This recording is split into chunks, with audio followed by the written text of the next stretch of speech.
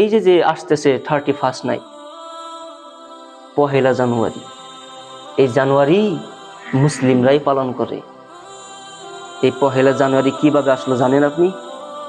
আপনাকে ইতিহাস বলবো না, শুধুমাত্র এটা করলে শিরিক হবে কি করে, ঈমান থাকবে না, আর মরার সাথে সাথে যে জাহান্নামে যাবে কিভাবে যাবে আপনাকে সব বলবো।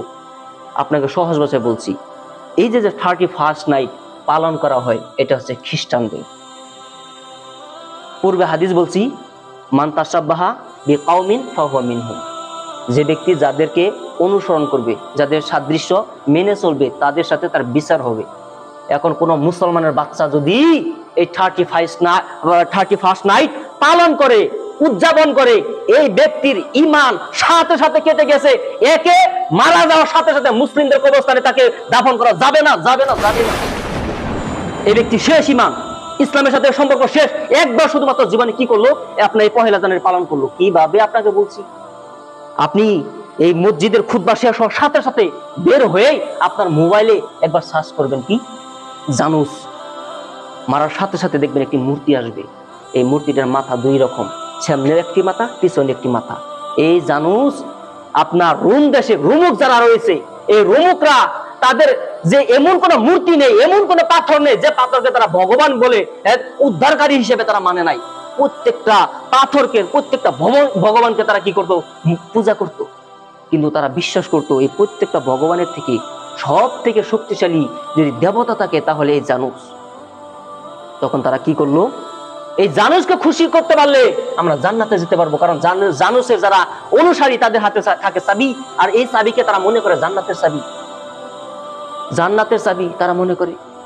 তো এই জানুস তারা অনেক মানতে শুরু করলো। হাই হাই, সব দেবতা ছাড়লে ওই জানুসকে ছাড়া যাবে না। তাহলে জানুসের কি করো, আমাদেরকে ভালোভাবে তার ইবাদত করতে হবে, ভালোভাবে তাকে মানতে হবে।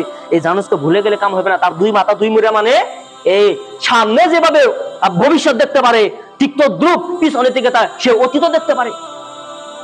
এই বিশ্বাস কাদের, ওই যে রুমুক রয়েছে, রুমুক নামের খ্রিস্টান রয়েছে, এই খ্রিস্টানদের বিশ্বাস হলো কি, এই জানুস হচ্ছে আমাদের দেবতা। এই দেবতার সামনে যেমন দেখতে পারে, পিছনেও তেমন দেখতে পারে। কাজেই এই আমার ভবিষ্যৎ দেখতে পারবে, এই আমার অতীত দেখতে পারবে। আমাদের অতীতে যত গুনাহ আছে সব গুনাহ ইনি কি করতে পারবে, ইনি সব গুনাহ আপনার মোচন করে ইনি আমাদেরকে জান্নাতে নিয়ে যেতে পারবে। এই যে জান্নাতের চাবি, তাদের হাতে চাবি থাকে। তো একে তো ভোলা যাবে না, একে আমরা কিভাবে বলি, একে ভোলা যাবে না। কাজে কি করা যায়, তার নাম কি জানুস। তাহলে এই জানুস থেকে কি করা যায়, জানুয়ারি নাম বানান যায়। এই জানুস থেকে জানুয়ারি এসে গেছে। আপনি গুগল খুলে দেখে নিবেন, আমি গুগলে থেকে করেছি, আপনি দেখে নিবেন এই জানুস শব্দ থেকে আপনার জানুয়ারি এসেছে। তারা এই জানুয়ারির এই জন্য প্রথম দিনটাকে, যখনই আপনার ডিসেম্বরের শেষ দিন রাত 12টা বাজবে, ওইখানে 6টা জিরো পরে যায়। তা হলো কি, আপনার ঘন্টার কাটার 2 জিরো, মিনিটের কাটার 2 জিরো এবং সেকেন্ডের কাটার 2 জিরো।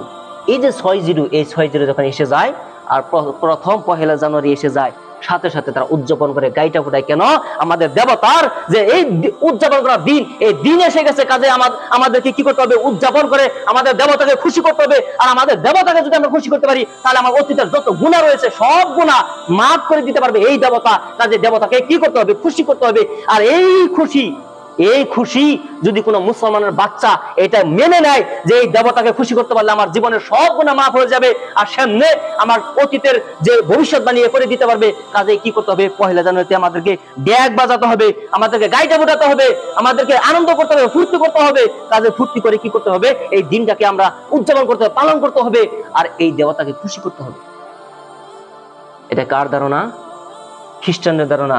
মানতেছে কারা, মুসলমানের বাচ্চারা। আমি মুসলমানের বাচ্চা বললাম কেন, এর শুনতে একটু খারাপ শোনা যায় এই জন্য বললাম, যদিও ভাষা নয়, কিন্তু খারাপ ভাষা নয়। মুসলমানের বাচ্চা এই জন্য বললাম কারণ মুসলমানের বাচ্চা কাজ করে ইহুদি খ্রিস্টানদের, এই জন্য বললাম, জানি একটু খারাপ লাগে। আপনি চিন্তা করেন, যদি কোনো মুসলিমের ঘরে জন্মগ্রহণ করা সন্তান এই পহেলা জানুয়ারি পালন করে, তার মানে ও বিশ্বাস করলো, ও সাক্ষ্য দিল, এ বলে না আশহাদু আল্লা ইলাহা ইল্লাল্লাহু ওয়া আশহাদু আন্না মুহাম্মাদান আবদুহু ওয়া রাসূলুহু, মানে আপনি সাক্ষী দিন যে আল্লাহ ছাড়া কোনো সত্য মাবুদ নেই, মুহাম্মদ রাসূলুল্লাহ সাল্লাল্লাহু আলাইহি ওয়াসাল্লাম আল্লাহর রাসূল। বিশ্বাস করালো, সাক্ষী দেওয়ালো, সাথে সাথে কোনো মুসলিম কি হয়ে গেল, মুসলিম হয়ে গেল, মানে একজন বিধর্মী মুসলিম হয়ে গেল। ঠিক তদ্রুপভাবে কোনো ব্যক্তি যদি 31 নাইট পালন করলো, ও সাক্ষ্য দিল, ও বিশ্বাস করলো যে আমি এই মূর্তিকে মেনে নিলাম, এই মূর্তি আমার পূর্বের সব গুনাহ মাফ করে দিতে পারে, এই জন্য তার পিছনে মাথা রয়েছে, তার সামনেও মাথা রয়েছে, এই ভবিষ্যৎবাণী করে দিতে পারে আমার সামনে কি হবে, কখন আমি মারা যাবো, আমি জান্নাতে যাবো না জাহান্নামে যাবো, এই ব্যক্তি সব বলে দিতে পারে, এই মূর্তি সব বলতে পারে।